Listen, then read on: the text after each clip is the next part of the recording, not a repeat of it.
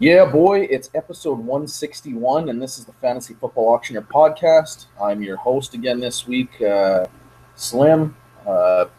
Bex is just getting back from Japan as we speak. Um, so there may or may not be theme music from the pod that you just are listening to right now. We'll see what he gets going there, if he decides to rest and relax and wash his dirty underwear from his trip, or get on the computer and do some editing that we know he missed when he was gone. This is the official podcast of the fantasyfootballauction.com, the only website dedicated to fantasy football auctions. But of course, our analysts, always here. Blister, here you got a big fishing trip planned tomorrow. Yeah, big weekend ahead. Eh? Yeah, we had to scout it out tonight and dodge some lightning bolts. But tomorrow's a golf tournament, the Budweiser golf tournament, and Sunday is a fishing trip. And then, man, Slim, the days off are winding up quickly here. Sad to say. I know. My wife was just saying, really, we only got about 3 weeks left here of vacation, which most people listening are probably like, boo-hoo. Boo-hoo, yeah. But, yeah. It sucks. Yeah, it does. Summer back to reality. I know, right? Back to reality too soon. Sad. Yeah. Speaking of reality, this is the show, and this is the one where I think a lot of people have been kind of waiting for. Tonight we're gonna get into some distinct budgets. We're gonna actually talk about the numbers and the players, give you positional values for your entire roster or most of your roster, depending on some league settings and things like that. So I recommend grab a pen, grab a pencil, something like that. You might want to jot a few notes down. Because we're going to hopefully try and give you a budget that's right for you, and maybe give you something that you might be thinking will work well for you in your draft. So I know Blister's ready. We were talking a little bit off air. He's getting his notes ready as we speak. Before we start, I wanted to kind of take a moment, and I kind of told Blister I was going to do this. I want to give a disclaimer because we get a lot of questions that stem from, what do you like these guys, blah, blah, blah, to the very blunt, what is a successful budget? Give me one that I can use in my draft. To me, there isn't one budget that's going to work in every scenario or in every draft, and that's kind of the beauty of the auction draft. Everyone is different. So you can have one budget that has worked in every mock, or Blister, myself, we've told it, that looks really good. We like that one. But when you go into your draft and certain players that maybe you're targeting don't go for the values you want, that budget might just be nothing more than asswipe, right? So you have to be able to roll with the punches, adapt to what's happening. It's like taking blueprints for a house. It's an analogy I use. It might be a very sound house, beautiful house, but if the carpenter is shit that's building it, or the foundation that it's on, isn't good, there's a million things that can happen that can take that plan that is essentially perfect and make it useless or make it flawed. And to me, that's kind of what an auction budget is. You can go in there with something awesome, and a couple little things happen, and it can be essentially garbage, and you have to be able to adapt on the fly to change it up. So we'll do the best we can to give you something that you can use as a guide, but just be aware that it's not set in stone. It can't be, right, Blister? Exactly. Yeah. I was doing a mock just the other night, and I went in thinking I'm going to spend $70 on David Johnson. And typically, I'm not a guy that goes out and throws huge money at one big stud like that. But I wanted to look at what the team would look like, and the next thing you know, he goes for $89. Well, there's no budget in my drafting that I'm going to pay, $90, almost 50% of my overall budget on one player. So, I had to bow out. But that's some of the stuff we're going to talk about tonight is at what point do you bow out? And if you do, where do you go next? And, maybe you relocate to a different position, or maybe you next man up in the same position. But we'll get into that in a little bit. Yeah. Okay. Right on. So let's start then with something pretty, I won't say basic, because for some people this is an overwhelming part of the auction draft. It's creating this budget. How do I figure out, I got all this money, and how do I figure out, I got all these slots to fill, how do I figure out exactly how much to put at each position? So Blister, just go through, how do you start creating your budget? Well, for me, I usually go. I get a feel for who I like and the guys I think that I could win with, and then kind of what they're going to cost. Obviously, I can't afford the number one and two studs at every position, so I have to kind of come up with a plan. Am I going to go harder at running back, or am I going to go at receiver, or what's the case going to be? And I should, before you even decide that, you need to really look at your league scoring. If you can find a site that you can punch in your scoring, and it'll spit out their projections, and it'll give you an idea of what the best guy is actually worth. So I start with that, and then I'll take my budget and I'll kind of work backwards. If you're still drafting a kicker and a defense, I'll budget $1 for each. And if you're say you have 7 bench spots, which is a pretty common number, or 6, 8, whatever, I usually budget $2 per bench spot, realizing, let's say we have 7, realizing probably my last 3 or 4 are only going to be $1.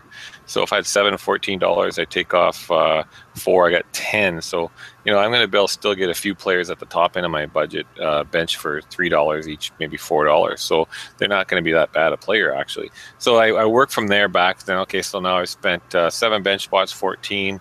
I got 2 up my kicker and defense, and then I'll start working. Okay, at quarterback, I'm probably going to go cheap. I'm not going to spend more than, $8, and and maybe it'll be $1 if I'm fortunate. And at tight end, I'm probably going to do something very similar. So, and then that gives me my chunk of my money left that I can allot to my running back and my receiver. And if I think I'd rather spend more on a running back, then I'm gonna, maybe I'm gonna budget $90 to $100 on running backs. But then I break it down further. My running back 1 is going to be this much. My running back 2 is going to be this much, and then my running back 3, 4, 5, 6 are going to be probably my cheap players. Yeah. So once I know all that, I kind of write that down. And when I go into my draft, every time I spend money, whether it's more or less, I either add on to another area or take away from another area. So maybe I wanted to spend $5 on my running back 1 and I spent 58.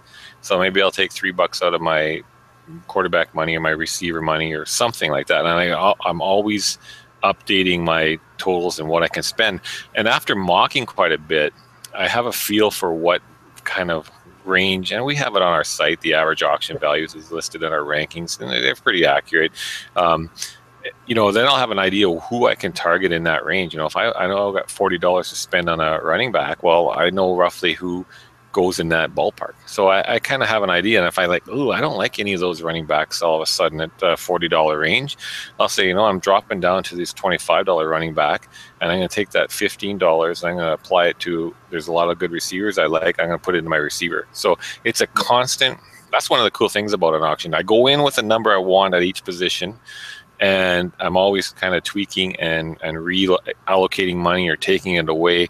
And again, you got to have players that you do like, and you're basing what you're willing to spend on a certain player as well. Because there's nothing worse than spending too much money on a player you didn't really like, and then he craps the bed just like you kind of thought he would. And so when I go into a draft, I take my tiers, and right off the hop, I put in green maybe. I'm not very good at this because of green and red, I'm colorblind, but I'll put in one color that I like, and I'll those are guys that I like for whatever reason. I'm not going to memorize every stat they've had or whatever, but I know I like them from things that I've researched over the whole summer, and I'll put some, red on guys that I want to stay away from, again, for whatever reason. And then I'm always kind of tweaking as we go.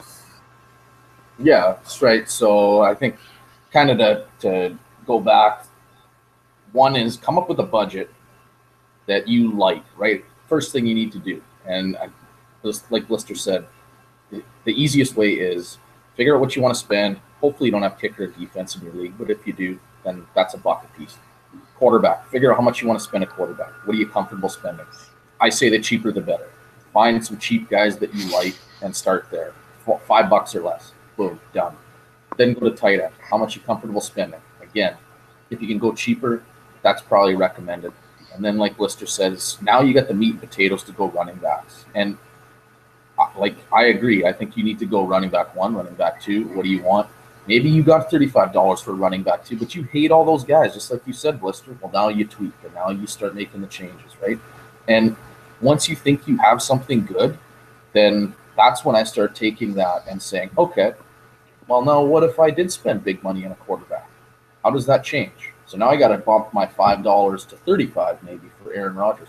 Where am I getting that money from? What is another decent budget that has that scenario that I like? And that's how you start creating those plan Bs and plan Cs. And maybe I do the same thing with tight end. Gronk was going cheap, so I bought him for $30. Well, okay, where's that money coming from? And that to me is what helps you in the draft, is having those other plans, because you're probably going to deviate from your big plan at some point. And knowing how you can seamlessly adjust, the better you can do that, the more easy time you'll have, not missing a beat and staying in the moment of the drafts instead of having to get your phone out and recalculate stuff and scribble, and you become that guy that you're trying to make everybody else become. So yeah, those are all good points. I think, like Lister said, you gotta break it down, and then that comes with your tiers, right? You hit it right on the head. Look at every tier and know there's who you like in there and who you don't. And who you don't can often be guys you nominate, and who you like is the guys you might want to wait on, and you're just crossing your fingers, slide, and hopefully you can get them for cheap. But that's kind of the way I think most people would want to start, right? I think so, yeah. I think that's a good way to start. I mean, you need to go in with a plan. Like, you just can't walk in. I got $200 to spend. I need a bunch of guys. What am I going to do? Like, because if you don't, then you're just gonna. I think you're gonna get railroaded, and team's not gonna be anything near to what you want. And even when you I think we'll say it 50 times on the show tonight. But even when you go in with a plan, things change quickly, and you have to refocus your money or rezone it. I was looking. I was talking with a gentleman today through Twitter, and we were talking about his draft coming up, and he was kind of looking for an idea of how to spend money. And I found a site that it doesn't exactly input all of his scoring, because there's a lot of bonuses for long plays or over 100 yards and stuff like that. But it is giving me a rough idea, and looking at it, like what a lot of people don't realize, and if a lot of people that are listening probably heard of the late round quarterback strategy, where you don't draft any quarterbacks. And the reason for that being is there's not a lot of variance from quarterback 1 to quarterback 12 in any given week. So for example, in this guy's scoring, quarterback 1 is Aaron Rodgers, and he's projected for 491 points. Quarterback 12 is David Carr at 422 points. So that's 70 points over 17 weeks. This is based on a 17-week season, right? So that's not a lot. When you look at running back, however, David Johnson is projected at number 1 at 345. Lamar Miller, number 12, at 172. Right. So you're looking at a 170-point difference versus a 70-point difference. So in a situation like that, that's why you don't need to spend as much on your quarterback 1 versus perhaps your running back 1. Even at wide receiver, the gap is only 50 points. And at tight end, the gap is 60 points. So they're all quite similar. So in my mind, you want to go after these top running backs perhaps, because it really separates you from the rest of the field. So going in, if that's what you look at before you even set up your budget. So if I was this guy, perhaps I would say, okay, I have to go after David Johnson or Lev Bell, and that's what I'm going to allot my big bucks for. Yeah, I agree. I think too many people get caught up on this is how many points the top guy scored, but they don't look at what the range of other guys at that position is. Like you said with quarterbacks. I mean, after you get to about quarterback 4, there is barely any difference between him and quarterback 13, 14, really. Like, so barely. If in this one, 30 points, which is 2 points a week? Not even 2 points a week. I was going to say, if you look at it on a weekly, so say divide that by 16, that'll tell you how many fantasy points per game. Yeah, Rodgers does score more fantasy points per game than any other quarterback, or he did last year. Now, is those 5 extra points that he's probably could get you over the guy you're going to take? Say I take Andy Dalton late. Are they significant? Sure. But the thought is that $20 or more, probably $30 I saved on quarterback, I can go, like Blister said, what about if I go get David Johnson, just per se? Well, how many more extra points is he going to get me versus, your RB1? Or your RB2 even, because my RB2 is probably as good as your RB1, maybe. I don't so it's It's to Yeah. me a silly position to spend big money on, which leads me to the next question I was going to ask you. Are there any Yeah. spots where you simply won't spend big money? So I think we've established quarterback. Anything else? I've never spent big on a quarterback ever, and never spent big on tight end. And when I look back over the leagues that we've been playing in together, I think you've had Gronk a few times. I've had Gronk maybe once. I think I got him once, but for the most part, I think back to when Beckett won, and he was piecing his tight end. Like, he was getting nothing. He barely got points out of his tight end all year long. Like, he didn't have much luck on the waiver wire because the guys he picked up all of a sudden were hurt, and we only could pick up once. And and I've won leagues too with piecing together tight ends. So that's the first position I will. I don't hesitate. I don't even consider getting Gronk because I know people that love him are going to spend $35 on him, and I won't. So for sure, tight end, and then quarterback will be the second one after that. Yeah. See, another one for me is I typically don't spend a lot on like we play in a lot of our leagues are 3 wide receivers, start 3. I typically don't spend a lot on that third wide receiver. Usually because like we know how deep wide receiver is right now the last few years with this passing league that we're in.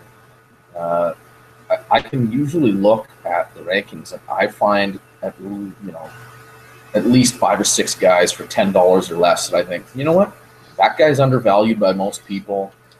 I would gladly have him as my wide receiver 3. So while other guys are spending $20 to get guys that I might not even like as much as those cheap guys, I am very comfortable spending less at a position like that and maybe getting 2 or 3 guys, and I'll stream those 3 guys if I have to based on matchups or who's hot or somebody breaks out or emerges more than we thought or whatever. So, yeah, I agree though. Quarterback, I never ever spend big. I've seen guys spend big and do well. So it's not that that's impossible. That's not what we're advocating. To me, and I think the Blister, it's not a smart way to allocate resources in most auction formats. Tight end, I always have a budget for cheap tight end, and I usually always have a budget for an expensive tight end because, like any position, I can't handle when there's a value. So if Gronk is going for $5 less than I think he should be, I just can't stop myself from bidding. Part of it is I want to price enforce, and part of it is I'm like, oh, that seems like a decent price. If he just plays all 16 games, I'm laughing, but which never happens when I've drafted him either, by the way. Yeah. But yeah, I agree with you. Typically, and I think even more so this year, it just seems like there are so many tight end positions kind of jumbled up a lot, kind of a lot like quarterbacks, that I don't think you have to spend big to get, solid production. I could probably get 2 guys for $1 a piece that would be okay. I'm not going to say they're going to outscore Travis Kelce or anything, but I think that, again, I'm allocating resources fairly smartly if I decide to do that, and that's going to allow me to strengthen someone else. So I was going to ask if there's any type of budget that you really like this year, Blister. Like, we've kind of talked about this on previous pods. I know you sound like you're a little on the fence, maybe. Like, do I just say fuck it and go for David Johnson or Le'Veon Bell, or what do I do there? And that's a big difference, right? That can be a huge budget swing if you get one of those guys versus if you decide not to. Is there anything you're seeing right now that you're kind of thinking, man, I like the looks of that if I do this, and maybe I'm thinking about doing this in my live drafts? Well, right now, I think a couple of things come into play. Like, I think about the guys that we know well in our league. Like, I have a couple of different leagues, but I know there's one guy that wants the stud at each position if he could get it. So he's gonna just spend it all, and he'll be after four players in the draft. We might not see him for 3 hours because he's only got $9 left or whatever the case. 12, 15. Yeah. Anyways, like, I think about that, and on the flip side, I'd love to have David Johnson, but I also think, like, he's by far the best, I think, running back, and he's got the least amount of questions hanging over his head. But running back's also one of those positions I find a little bit easier to to replace. You know, like I've said before, if your running back one goes down for a team like Lev Bell is a good example, then D'Angelo Williams steps up, who people were buying for $1, and he puts up very similar, I mean, phenomenal production. I think that any guy running behind the Dallas O-line, who is not the same as it was, but I mean, if it's McFadden, he could put up good numbers while he's playing and stuff like that.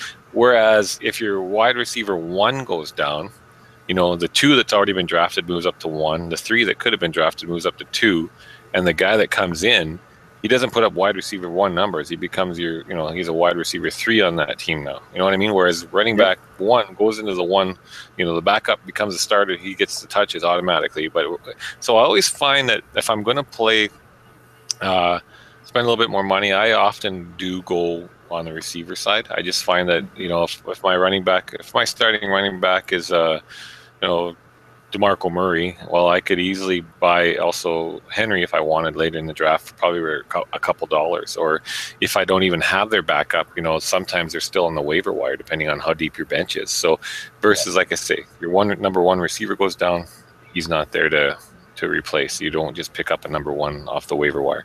So yeah, you know, but based on that, yeah, I'll go into a draft, you know, with a plan to have David Johnson, and you know, and I'll obviously have a backup plan too. As soon as that money, because I probably would be willing to spend it on David Johnson and then Lev Bell, but probably not on Zeke. So then all of a sudden, once I drop out of that range, now I'm dropping down probably considerably more, and I'm really focusing on the receiver. So as that, in all reality, that's probably what will happen, because I probably won't get into a bidding war with somebody for DJ. Yeah, well, and that's what I was going to say. I've messed around with that. Last year, I'll admit, I went RB0 in pretty much every draft, some form of RB0. And different variations of success. Some leagues did all right, others not so great. But I'll be honest, the leagues I didn't do great in, it had nothing to do so much with the running back production. It was more because I had players like Allen Robinson and I'm trying to think other guys that let me down, Keenan Allen, and you know, for different reasons. Obviously, A-Rod was mainly lack of production, and Keenan Allen was injuries. But you know, those things you can't help. I mean, I still think that my roster, I liked what I ended up with, but again, it's a game of luck, and you know, like I said, Isaiah Crowell for a couple bucks that I got in a few drafts, he didn't hurt me. It was the production from, you know, or buying Gronk, decided to do that, and you know, that killed me. So with that being said, I think we'll take a minute here and go through a couple budgets. To me, the 2 big ones are: do you spend big at running back or not?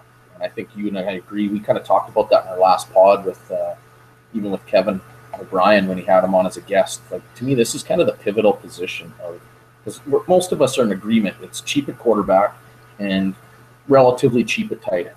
So then, do you go cheap at running back or cheap at wide receiver? What do you do? And so now this is where you pick it. So I spent some time writing an article. I think it'll be up on the website probably by the weekend, breaking down certain budgets. So if we start, say, at kind of the RB0, for example, or actually we'll start at the studs and duds kind of one, because Blister mentioned a guy in our league, and I always think of him too. He wants to have the QB1, the wide receiver one, the RB1 on his team, and then a bunch of asswipe after that. And sometimes he does okay, and sometimes he doesn't. It's not necessarily a strategy. I wouldn't go that drastic, but one of the budgets I created I wanted to make sure I either got David Johnson or Le'Veon Bell or Antonio Brown, Julio Jones, or Odell Beckham. I wanted 2 of those 5 guys, and then we'd figure out the rest from there. So in making that, you spend $65 at RB1, $60 at a wide receiver 1. Now, the issue I have with a budget like this, and Blister kind of touched on it, I'll be honest, I haven't been in one draft yet that I've seen David Johnson go for what I think is fair market price. I mean, we have him as an AV of $66. I haven't seen him go for less than that, really, in a lot of the drafts I've been in. I shouldn't say that. He's gone for less than some, but and again, knowing your draft, if you've got these hot-headed guys, and it's not even necessarily hot-headed, I think you just know they're casual kind of fantasy guys, they're going to want these top guys, and they're not necessarily scared to pay for them because, one, I don't think they know the repercussions of overpaying. I mean, Blister would probably speak to this. You can fuck yourself pretty fast if you decide you want to go and spend $75 on David Johnson, because now all of a sudden, where are you getting that extra money from? And your team can look like shit pretty quick. But so if you spend 65 and 60, I figure you got to spend $1 on a quarterback. And again, going by studs, if you want a top tight end, I budgeted $30. So that's going to get you hopefully Gronk, Kelsey, or Reed, one of those three. And to me, this is the position where if things go sideways and you get in a bidding war, and that's the position you have to yank away from right away, mainly because you don't need Gronk or any of those other guys.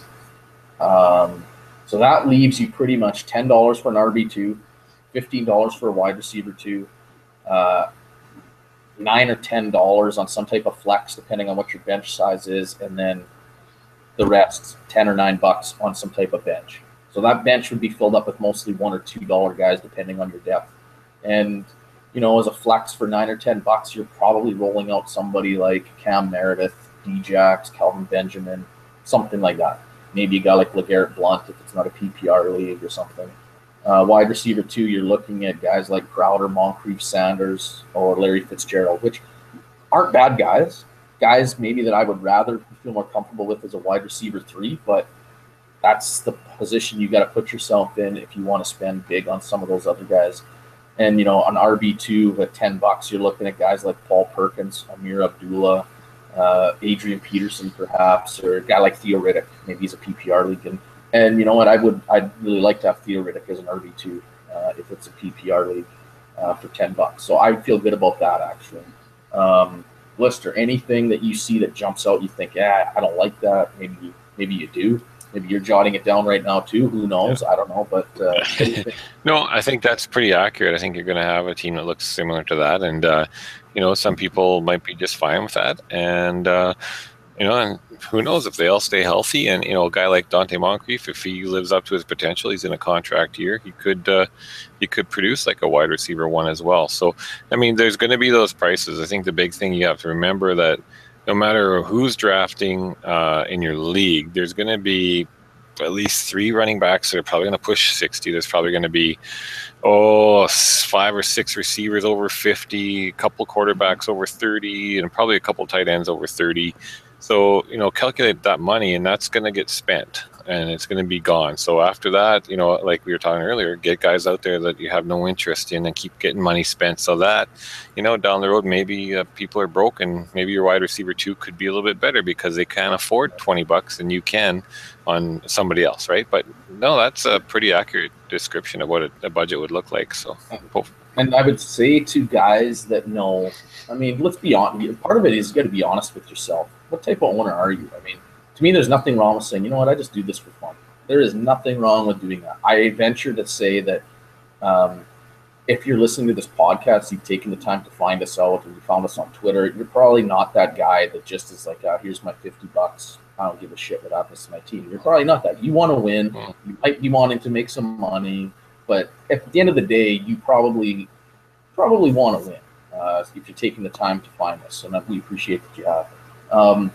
So if you're that kind of guy, this might be a strategy you think, you know what, I could make that work. If you're not, then I would say maybe steer away, because you're going to have a really thin bench with you're going to have to be so active on waivers.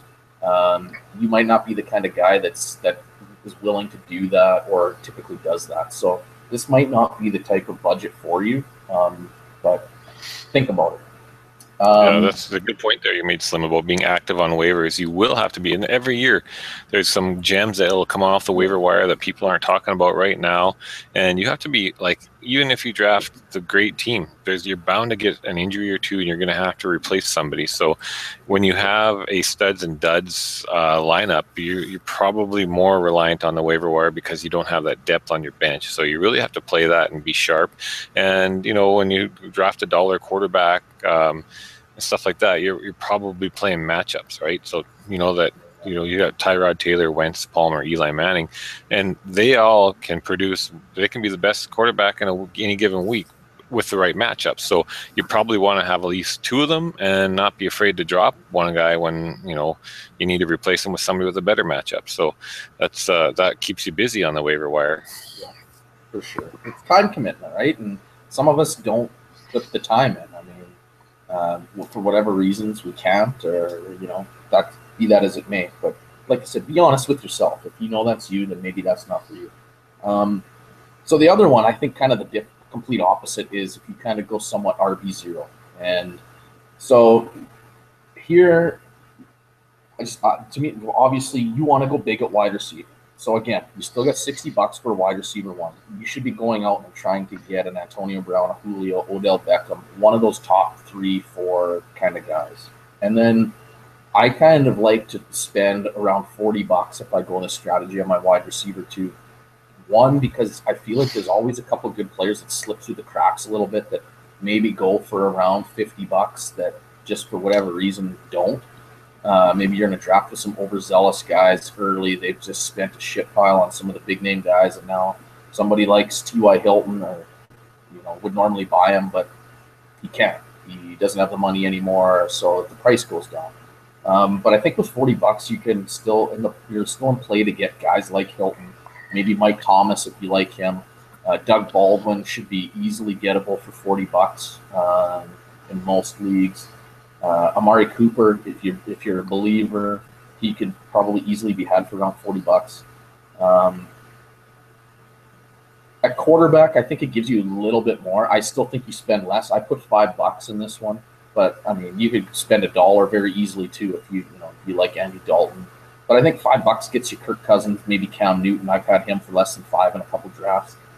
Phillip Rivers, guys that should put up some fairly decent fantasy points. Maybe Tyrod Taylor's your guy, depending on scoring and things like that. So definitely all those guys are in play.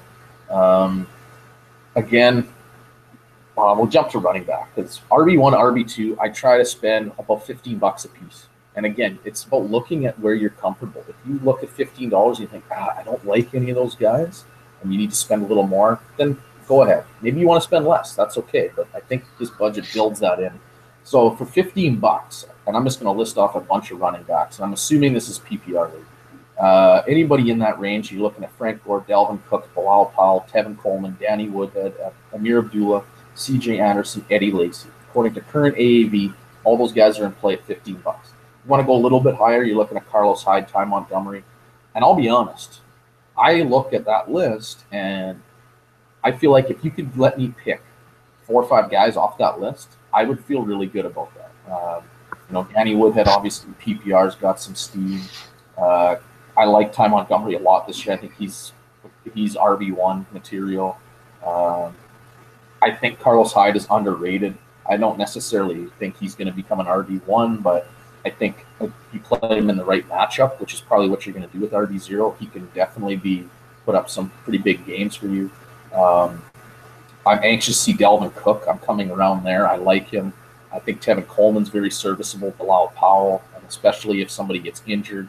But I think even if they have a lot of standalone value, Powell obviously more so than Coleman because Powell looks to be kind of the RB1 type guy there. So there's a lot of things to like about doing that. And then, that gives you $20 to spend on a flex, which if you're in a PPR league, you might want to go get Keenan Allen or Michael Crabtree, Jarvis Landry, very good wide receiver threes in my opinion. And that still leaves you $15 for a tight end and $30 for a bench, which might seem like a lot. And that's where you get the flexibility. You can bump that up. Maybe you want to spend $25 on a running back and not $15. You can do that. But I think it allows you $30 for a bench can get you guys like Theo Riddick, Mark Ingram, Tyrell Williams, Darren Sproles. Like you can get a really solid bench for that. Now it's pretty balanced. Some people don't like that, but I think it's a safe budget in terms of giving you flexibility to change on the fly. I don't know what you think, Lister. What's your 2 cents on something like that? Yeah, it is a pretty safe budget. I mean, I think when I look at this, I get a little nervous if I'm thinking that I'm starting my RB1 with the names you mentioned, Gore, Cook, Powell, Coleman, and Woodhead. Don't get me wrong, I do like Woodhead and Coleman and Cook. I really hope Cook becomes a big time player because I drafted him in a couple leagues, and I really want him to produce. So I was a little nervous about that. So but I could live with that. But I think what I would do with this if I was drafting is I'd love my wide receiver 1 options at $60, Antonio, Julio, and Odell. But down at wide receiver 2, I'm spending 40. I think I'd be rather more comfortable if I took 10 out of my flex and 10 off my bench and made that my wide receiver 2 also $60. So now I got Antonio Brown and Julio. Now all of a sudden I'm thinking, you know what? I'm pretty solid at, I'm a little more solid at receiver. So I'm not worried about my running backs as bad now anymore. I think out of all those guys you mentioned, I can find 2 guys out of that big list every week that have a juicy matchup, that a defense that's getting run over, and I'll be okay. So that's how I would tweak that. But I mean, this is a good idea. That's what you do, though, right? This is what you do. You set up a number like that, and you go, I think I'd feel better about this team by doing this, and then you do that, and you got to be on the ball. No, and you know what? That's a very good point. And I think, again, you look at that list, especially if you feel comfortable. Like, for example, Danny Woodhead, I look at him and I think there is a decent chance. I don't want to put a percentage on it, but it's definitely within the range of outcomes that he is RB1 in PPR. Do I think he'll be RB1? No. But could he finish as RB6 or RB8? Definitely RB12. Yeah, I think he could, actually. I like Ty Montgomery. Could maybe finish as, an RB8 or 10. There's the potential there. So if you feel good about those guys doing that, and you get both of them earlier in a draft, then I totally agree, man. Like, you could have 2 RB1s for very cheap anyway. Like you said, if you just take a bunch of cheap guys now as 3 or 4, and you use them all as some type of streaming system, and then you just load up on receivers, come week 6, week 8, when those 2 running backs or some of those running backs are producing well, there's going to be a lot of people that are going to be scared to play that type of team. If you just got 2 fantasy RB1s or very close for very little, and just think if you hit on those elite wide receivers, you could be knocking the shit out of everybody in your league or something like that. But you got. I mean, again, it comes down to you got to make the right picks, right? But there's definitely a potential maybe for that. So, that's right. Yeah. So there's that one. I kind of talked about another one. It's not necessarily one that I am a fan of. I typically don't like loading up on players from one team, but I do see that there's a chance for that. Or I shouldn't say a chance, there is some potential benefit to that, especially if it comes from the right offense. I don't know why I said right. Is it because I'm going to talk about Green Bay or what? But yeah, like, you want to load up. If you're going to do something like this, and I used Green Bay because to me they're the easiest team to do it. Obviously, you need an elite quarterback. You're not going to load up on the 49ers or something like that. That's just stupid, right? Yeah, exactly. Load up on Nobody would do that. But so I used Green Bay. So I said, okay, Aaron Rodgers, here's $35. That was kind of the easiest one. So then after that, it was I put Ty Montgomery in here as an RB2 for 20. I put Jordy Nelson as the wide receiver 1 for 50. Devontae Adams for wide receiver 2 at 25. And Martellus Bennett at $5 for tight end. Now, I'm not saying you should go and get every piece of an offense if you do that. This was kind of just for the sake of this strategy. Like, maybe you want Rodgers, Jordy Nelson, and Bennett. Okay, I could live with that. I mean, to me, I like having players attached to elite quarterbacks. So maybe you want Drew Brees and Mike Thomas, or maybe you want Drew Brees and you feel good about Willie Snead or Mark Ingram if he's your guy, or maybe you're high on Kamara. Doesn't matter. Maybe it's Brady and Brandon Cooks or Edelman or Gronk, whatever. I use Green Bay as well because I feel like they're the most cut and dry. New England, we don't know who's going to be consistent. We know there's a lot of weapons there, guys with potential. We just don't know if it's going to necessarily be consistently week to week who's going to be doing it.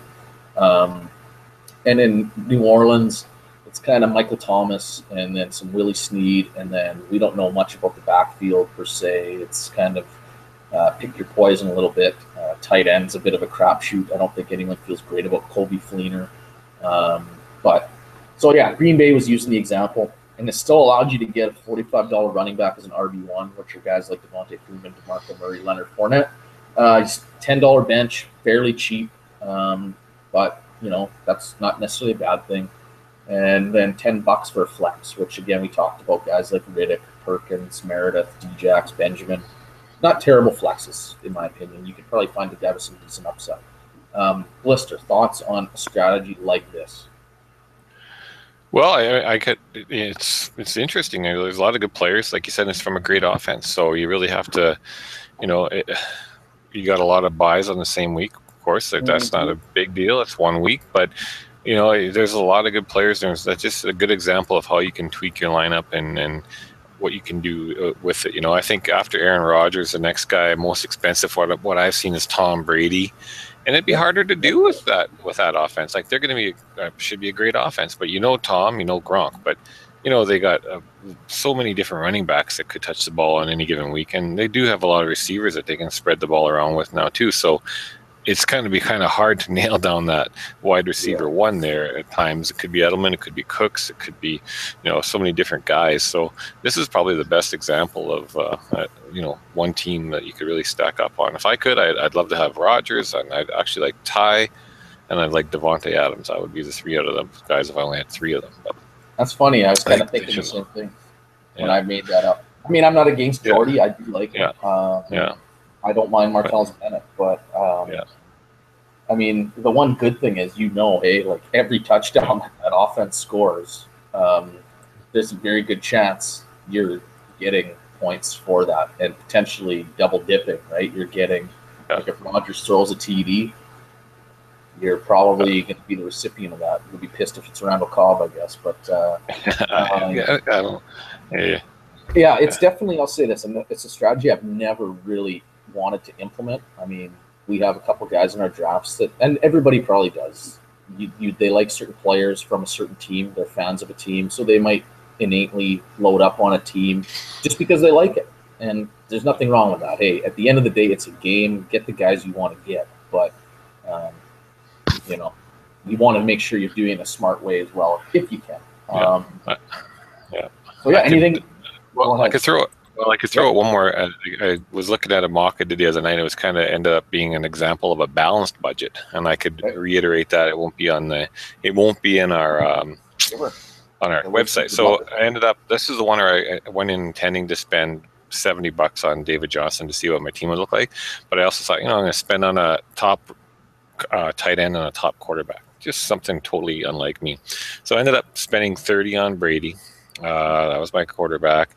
When you spend a lot of money on a quarterback, don't draft a backup. Just grab one off the waiver wire for your bye week, because you're not ever starting him. It's a waste of money. It's a waste of a bench spot. You're going to drop on the first injury you get anyway, right? Or something like that. So. Yeah. So Travis Kelce, I ended up having to spend $36 on. I couldn't believe I had to go that high. My most expensive receiver anyways was Demaryius Thomas at $31.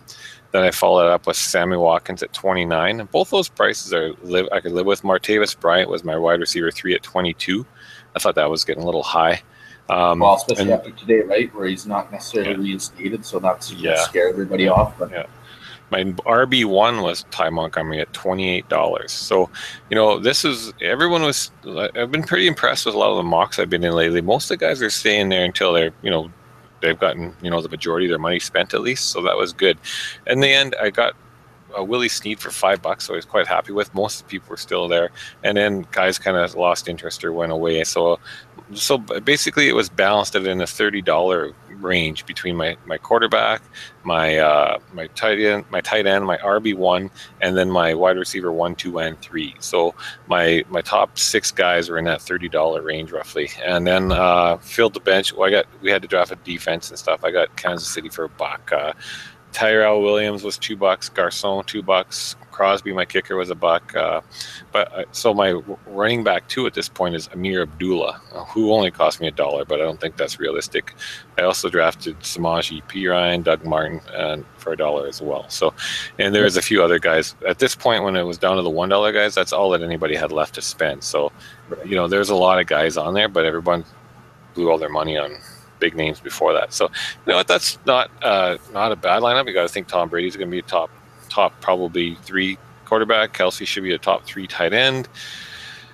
And then after that, you got a little bit of a gamble with Demarius and the receivers, but they're all pretty good receivers, and they all have potential to produce big weeks. Yep. So I wouldn't be too upset with that team actually.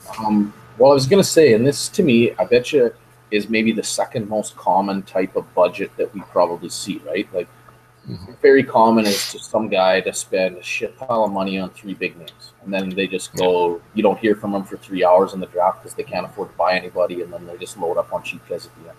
This to me is the next best because after those big name guys, I shouldn't say best, next most common, um, because a lot of people look at their roster and they think, man, I just got to fill out all the starters, and I want to fill out as many as I can with quality pieces. And so then they go with it. Like, I'll buy Brady. I will buy Kelsey. There's my QB and tight end done. Sweet. Now I can focus on receiver. Oh, Demarius is pretty good. Watkins is pretty good. Martavis Bryant. Okay, I got three good receivers now. And they start checking it off like that. And which there's nothing wrong with. I mean, you need to have a solid starting lineup to win. So I think this is the most, maybe even the most common. I don't know, but yeah, it's right up there. But you can see when you look at this, it's easier for us probably because we have it in front of us. Blister took the time to type this out on our script as we were doing this. Um, what it does, kind of after about the first 5 or 6 players, when you spend on a quarterback or a tight end, though, right? yeah, Now all of a sudden you drop from $22 all the way to 5, and yeah. hey, if you hit on those $5 guys, not a big deal. But I mean, if you don't feel confident about that, then there's a big gap there. It's a big gap probably for you to ever draft guys in the draft. It's a big gap in potential talent. So again, it's not terrible. I agree. The team is solid. I mean, and at the end of the day, it doesn't matter what team you draft. Blister said it. You got to be on waivers. I don't care if your team is stacked from the get go. It The team that's going to win is probably going to be active on waivers and make a couple good moves throughout the year. So it Absolutely. doesn't really matter, right? So, And, yeah. um, And, you know, if you gave me this team out of the draft and I hit waivers hard, I feel like maybe I could probably win with that. So, yeah, you probably um, could. Yeah, and that's the key. That, like you said, the waivers. Now I just jotted down a couple quick things comparing. When you compare a balanced team like the one I showed you and the studs and duds team, the two things that they had in common were the bench was still pretty cheap, right? Like yeah, you could go balanced with, so basically, if you're looking at a real studs and duds team, you might spend, you might spend $60 on three different players, so you got $180, then you got $20 to spend on the rest of your entire team. You might go with the balanced I have 6 guys at around the $30 range averaging. Okay, and so that gives me maybe a little bit more depth. And then you could also balance it. You could have $9 $20 guys if you wanted, or $12 $15 guys. I'll get you in that same spot. But at the end of the day, you got to. What are you most comfortable with? Do you want to have money and players tied up sitting on your bench, or do you want to have that invested in your starting lineup, or do you want to have that depth in case somebody goes down? I mean, last year I could have used more depth because my guys I got so many injuries last year, and it just killed me in most of my leagues. So it's just how you, I guess, and that's how I quickly changed. Though I went into an auction thinking I'm going to spend 70 on uh, David Johnson, and the next thing you know, I'm spending instead. I reallocated that money to a top quarterback and a top tight end just to see what it would look like. yep. And I think you have to do that. I agree. I mean, it's why, like I said, I always have a budget where I have money allocated for spending.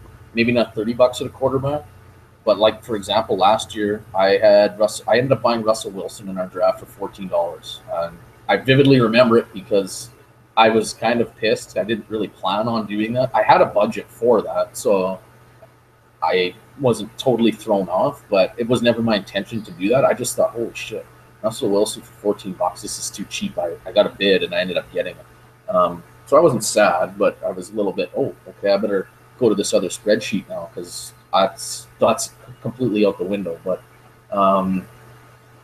yeah, I think it allows you some of that flexibility to hopefully do some things. And I think one thing too I like doing with the bench that I try and always at least get 2 players for at least more than $5. ideally, I want to have two fairly reliable bench guys, and then I don't really care after that. I'll spend a buck on everybody else because I know they're expendable, and as bye weeks are going, I can drop them, and I really don't care what happens to them half the time because a lot of them are going to be crap anyways, and I'll never end up using them. So, um, all right, I wanted to get you out of here on one thing, and I can't remember exactly now what it is.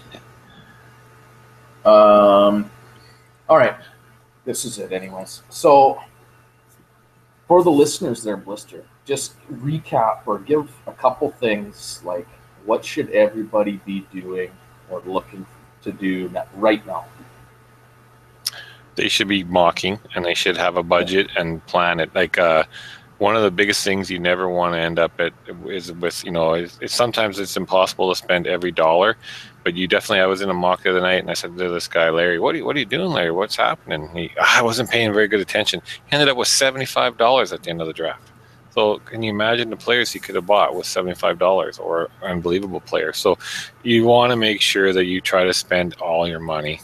You're not keeping it. You're not getting to roll it into fab. You better spend it all. So keep on top of that.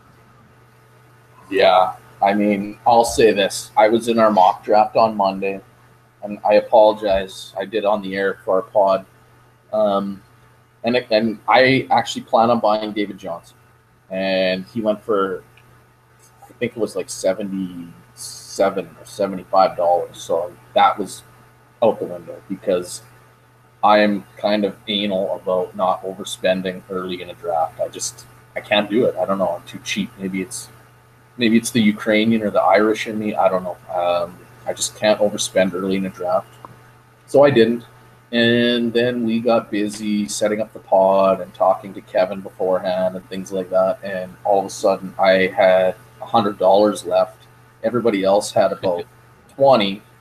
There was no way I could even spend as much. And I felt a little bit shitty for the guys in the draft because, I mean, I should have been buying players. I would have been buying players as we went along, and then all of a sudden I had all this money left at the end, and I think I bought a couple more players. And I'll be honest, we got halfway into our pod with Kevin O'Brien, and I told the guys, I was like, "Hey man, I'm podding, and I've messed up so bad already, anyways. So I'm just gonna peace out and concentrate on this podcast." So then that just filled my team with a bunch of guys. I think I had $60 left over, which is ridiculous. I mean, if please don't let that ever happen to you. I mean, if you're in a live draft, it never would. But so there's an example of don't leave money on the table. But obviously that's the crazy end of that. It's a bad feeling when you have money at the end and you know that there's nobody that you can spend it on because there's nobody out there that's going to be that expensive. Like you're going to go $4 and the guy's sold because nobody else can afford it, or the guys aren't even worth it. You could have spent $20 on the player, but he's only worth $4. And so, well, I was going to say that's what I hate, the feeling of overpaying at the end of drafts, and it's only because you're doing it because you have the funds to do it. Like buying somebody who normally goes for $2 for $6 because fuck it, I got $40 left. I can do it. I can afford that. I would have said that just drives me nuts because I'm like, I could have bought so many better players or one or two better players somewhere else along the line somewhere instead of now these scrubs that I'm overpaying for now. I should have overpaid before instead of sitting on my wallet. But the worst part is, say you're bidding on Julio Jones and it goes to 54, and you thought you would spend 55, and then it goes to 55, and then you bow out at 55, and it goes for $58, and then down the road, all of a sudden you have this money, and you have 7, 10, 12, $15 left over, and you look at your wide receiver one, and you say, if I would have put that money with the money I didn't spend, I have left over, I could have had Julio and and something else. So you're like, then you're kicking yourself. So I would always say, be willing to go a little bit over on the guys that you really want, the guys that are going to be your starters. Don't stop it if it's at 55. If you want him and you look down the list thinking, well, there's only one guy left in this tier, because we did an article a long time ago called the auction horseshoe. And if you have about, say you have 6 or 7 receivers in your top tier, you know, the first guy off the board and the second guy tend to be pretty expensive, and then it kind of goes down a little bit because the people, oh, there's still 4 or 5 guys left, I'll get this guy. But when it gets to the last guy or two in the tier, then it gets really expensive. So you kind of hope to get your guy that you want nominated in the middle of that tier when guys are saying, they didn't want to spend on the first guys, and then they know there's lots of guys left, and then before they start panicking. So that's another thing too. It's just, you want to don't hesitate to spend money when it's somebody you want. No, I totally agree. I mean, there's nothing worse than when you're at the end or getting near the end and you know you got a lot of money left, and you're looking at the draft board that's up and you're thinking, fuck, I could have easily gone $2 more on that guy to get him and him and him and him, and now I'm buying some Kendall fucking right off the Bears or something. I don't know, but like, you're just like, oh my god, like we've all done it in some capacity. So I mean, it happens, but try not to, obviously. All right, anything else? No, I don't think so. I mean, hopefully we'll continue. People can ask us questions, and like we said, you know, the articles that are going to go up, I got a couple ready to go, and you have that one, and Bex is probably home now. Once he gets those on there, then I think they're great reads. So people should go in there, and I mean, they'll give you a good idea. But you know, that's what we're here for, is to help you through and answer questions. So fire away. Yeah, man. So www.thefantasyfootballauction.com. Check it out. We've got up-to-date auction values on there. I think that they are in my opinion, they're the most accurate in the business. I'm not going to lie. I really believe that. I mean, maybe it's because I have a hand, and just like Blister does, in deriving them, but we put a lot of time into trying to make them as accurate as possible. So I really take pride in having accurate rankings, and I think we do. Like Blister said, he's got a couple articles ready to drop on the site for members. You know, $14.95. You can go buy a draft kit with all these articles, access to all of the auction values. You know, it's got it all. Feel free to email us. We have been getting quite a few emails lately, which is good. Don't mind. A lot of keeper questions. Holy crap. Lots of those, which is cool. That's good. It's good to have people playing different formats. You can hit us up on Twitter. Find Blister at Mr. Blister. You can find me at Slim4MVP. You can find all of us on Twitter at Fantasy Auction. We're trying to run some Twitter polls and things like that every day, just to try and get people thinking auction, thinking about players that they might like at certain values, things like that. Also, the next installment of Mock Draft Monday is going to be ready. Look for invites coming out on Twitter. I can tell you this. I have a feeling that as it drops, based on people that have already tweeted us from last week, of people that missed out or even that were in it, there is probably only going to be a very limited number of spots. It's going to be a super flex draft, just to mix things up and give people a little different feel. I know some people have asked for 16 team and 14 team. Sorry guys, we're going to only stick to 12, just because that is by far the most common league size, but we'll try and change it up for various other little formats if we can. So next week in the Superflex, look for that to come out on Twitter very shortly, probably as soon as Saturday morning, which by the time you're listening to this, it probably already will be Saturday. So you check it out and try and get in there. It's first come, first serve. So follow us at Fantasy Auction if you want to get in on that. All right, that about does it. So for Mr. Blister, I'm Slim4MVP. Uncle Buckets is going to be back next week, so that's awesome. Hopefully, we didn't lose too many followers, Blister, for me doing this. No, you did an awesome job, I'm not doing any editing. So yeah, in honor of Bex coming back from Japan, we'll sign off in his little tagline. We'll see you when it's springtime in the Rockies.